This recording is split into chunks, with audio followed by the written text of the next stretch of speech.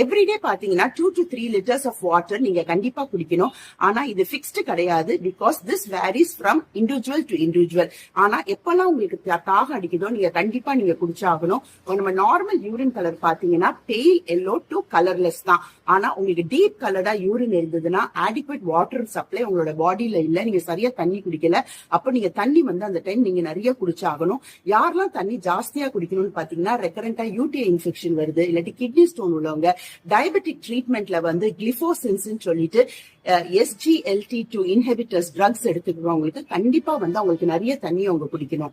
SGLT2 இன்ஹிபிட்டர்ஸ்ல நிறைய விதமான drugs இருக்குது. பாத்தீங்கன்னா வெக்ஸா கிளிஃபோசின்ஸ், கேனா கிளிஃபோசின்ஸ், டாபா கிளிஃபோசின்ஸ், எம்பா கிளிஃபோசின்ஸ் எல்லாம் இருக்கு. இது நம்மளோட கிட்னி ஃபங்க்ஷனை ப்ரொடெக்ட் பண்றதுக்காக கிளிஃபோசின்ஸ் ட்ரக்ஸ் கொடுப்பாங்க. கிளிஃபோசின்ஸ் ட்ரக்ஸ் சாப்பிடுறவங்க நிறைய தண்ணி குடிக்கணும். எப்பெல்லாம் நீங்க தண்ணி குறைச்சி குடிக்கணும்னு பாத்தீங்கன்னா ஹார்ட் ஃபெயிலியர் உள்ளவங்க, ரீனல் ப்ராப்ளம்